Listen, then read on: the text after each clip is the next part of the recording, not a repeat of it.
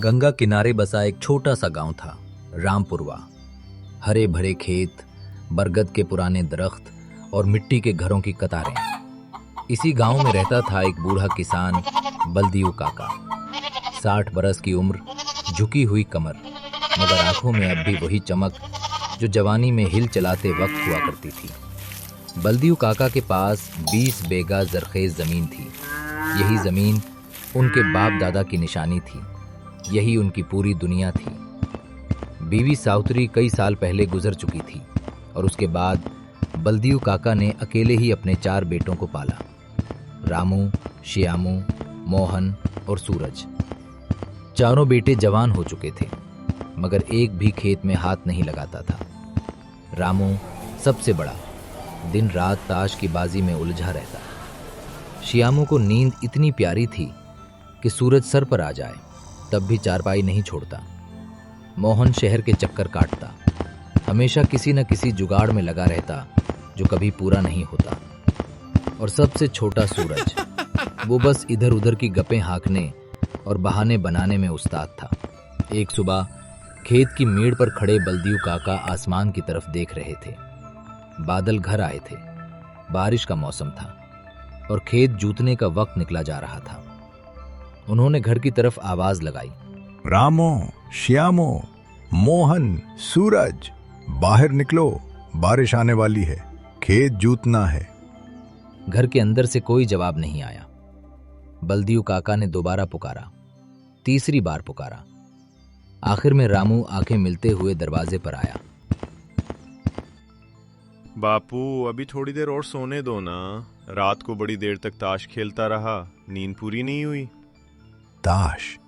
तुझे रात दिन ताश की पड़ी है और बाप खेत में अकेला मरता है। तेरे भाई कहाँ हैं? श्यामू सो रहा है। मोहन कल शहर गया था, अभी तक लौटा नहीं। सूरज का तो पता नहीं। बलदियू काका का सर झुक गया। उन्होंने एक लंबी सांस ली और अकेले ही हिल कंधे पर उठाकर खेत की तरफ चल पड़े। रास्ते में गांव के पुराने दोस्त रघुनाथ मिल गए। अरे बलदियो, इस उम्र में अकेले हिल जोतते हो? बेटे कहाँ हैं तुम्हारे? बेटे हैं रघुनाथ, मगर काम से उतना ही रिश्ता है जितना मछली का दरख्त से। 4 जवान बेटे पालकर भी मैं अकेला हूं। तुमने उन्हें बहुत लौट से पाला बलदियो, इसी का नतीजा है। अब तो उन्हें सुधारने का कोई रास्ता निकालना होगा, वरना ये जमीन भी बर्बाद हो जाएगी और तुम भी। बलदियू काका ने कुछ नहीं कहा, बस खेत में उतर गए और अकेले ही हिल चुलाने लगे। धूप तेज होती गई, पसीना बहता रहा, मगर बेटों में से कोई मदद के लिए नहीं आया। वक्त गुजरता गया। खेती अकेले करना बलदियू काका के बूढ़े जिस्म के बस की बात नहीं रही। फसल अच्छी नहीं हुई और घर के खर्चे बढ़ते गए। मजबूरन बलदियू काका को गांव के साहूकार रामलाल सेठ से कर्ज लेना पड़ा। रामलाल सेठ की दुकान गांव के चौराहे पर थी, जहां हमेशा हिसाब किताब की खट्टर पट्टर चलती रहती। बलदियो भाई, 5,000 रुपए चाहिए? ले लो, बस सूद जरा ज्यादा लगेगा, महीने का 5 रुपए सैकड़ा। और हाँ, अगर वक्त पर ना चका पाए तो जमीन गिरवी रखनी होगी। ठीक है सेठ जी, मुझे मंजूर है। बस इस बार फसल अच्छी हो जाए, मैं सब चुका दूंगा। कर्ज लेकर बलदियू काका घर लौटे। उस रात उन्होंने चारों बेटों को इकट्ठा किया।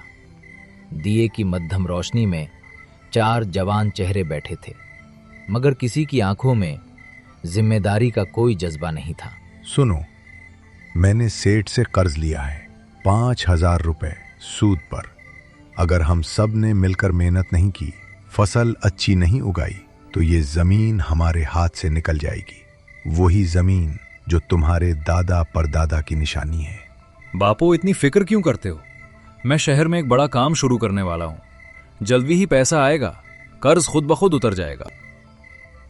हाँ बापू, और वैसे भी अभी सोने का वक्त हो गया है, सुबह बात करेंगे। बलदीव काका का दिल टूट गया। उन्होंने कुछ नहीं कहा, बस अपने कमरे में जाकर बैठ गए और अकेले में आंसू बहाए। खिड़की से बाहर आसमान में तारे टिमटिमा रहे थे, जैसे सावतरी की याद दिला रहे हों। सावतरी, तुम होती तो शायद ये बच्चे ऐसे ना होते। अब मैं अकेला क्या करूं?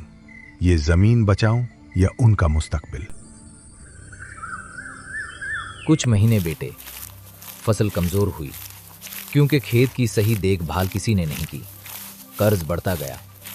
एक दिन गांव का मुखिया गोविंद पंडित बलदीव काका के घर आया।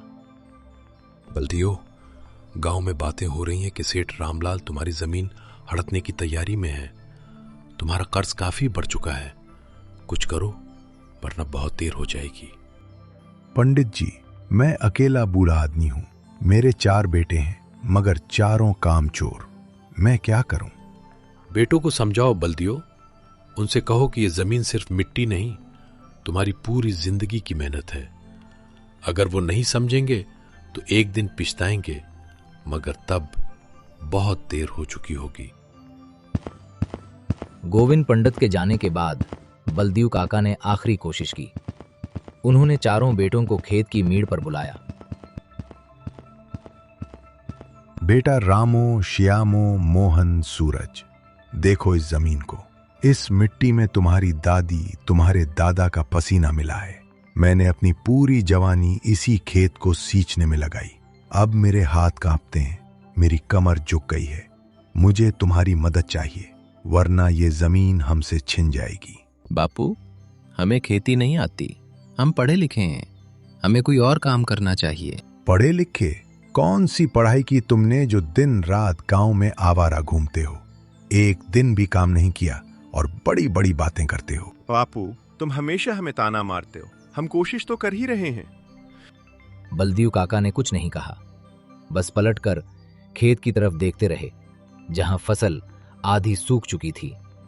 उनकी आंखों में एक गहरी उदासी थी, मगर साथ ही एक तरकीब भी जन्म ले रही थी। कुछ दिनों बाद बलदीव काका बीमार पड़ गए। बुखार तेज था, जिस्म कमजोर हो चुका था। गांव का वैद्य आया, दवाएं दें, मगर कहा कि आराम और अच्छी देखभाल जरूरी है। चारों बेटे बारी बारी से बाप के कमरे में झांकते, मगर असली फिक्र किसी को नहीं थी। एक रात बुखार में तपते हुए बलदीव काका ने बड़बड़ाना शुरू किया। खेत में खजाना है, मेरे बाप ने बताया था। खजाना गरा है खेत में कहीं। इत्तेफाक से उस वक्त मोहन कमरे के बाहर से गुजर रहा था। उसने ये अल्फाज सुन लिए। उसकी आंखें चमक उठी। खजाना?